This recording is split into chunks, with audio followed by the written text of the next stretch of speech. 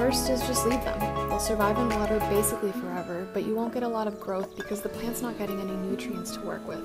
They're still beautiful though, and I have a few of these around my apartment. Second option is to transfer them into soil. The mistake a lot of people make here is transferring their water-rooted plants directly into soil. Water roots are too fragile for this and rarely survive. So what you're going to do is slowly add dirt into your water, increasing the dirt to water ratio over a few weeks. Eventually your roots will harden into soil roots and you'll be able to take a few of these bundles and plant them into one pot. Just be aware that you might lose a few leaves in the transfer, but otherwise this method has yielded me at least 10 full and healthy plants.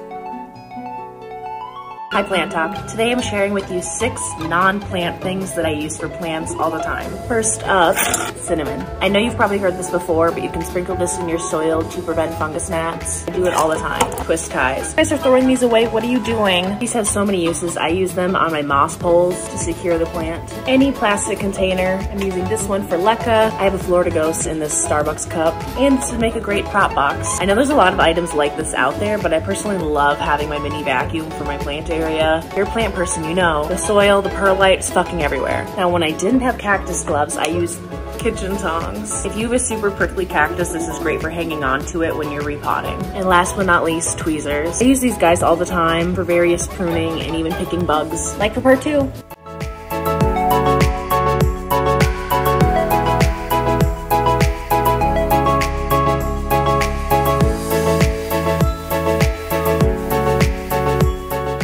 Did you know if you grab a plastic water bottle and then poke some holes in it and then pinch off some of these succulent leaves and then stick them in the holes? Boom! Fill the bottom of the bottle with some water, close it, and place it by a sunny window. In about a week or 2, you'll see a bunch of roots have formed. At this point, you can take each one out, plant it in some soil, and you successfully cloned succulents. These babies right here are gonna grow whole new plants. If you like this trick, make sure you like this video. I messed up. I accidentally left my Calathea macleana sitting in water for at least 4 days, and there's so much water soaked into the soil. Squeezing it out isn't even enough for me to get the water out.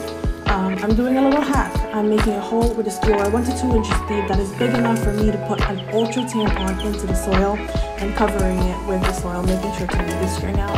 For a pot this size, which is about 6 inches, I'm putting 2 tampons in. In theory, the tampons will soak up the extra water, and ideally the tampon is pure cotton and free of added chemicals. I only have Tampax on hand, which isn't best for me or my plants, so we'll see where this takes us. I'm going to be monitoring this plant for the next 2 days and make sure that I pull those tampons out before they're soaking wet.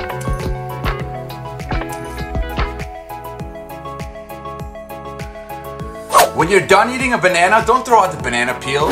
Instead, chop it up, put it in a cup or a bowl, fill it with some water, let it soak in there for about an hour, but the longer the better. Right now what's happening is that the banana peel is releasing potassium, phosphorus, calcium, magnesium into the water.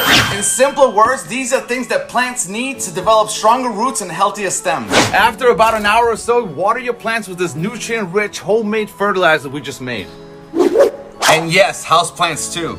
So don't buy those chemical fertilizers, just use banana peels, it's magic.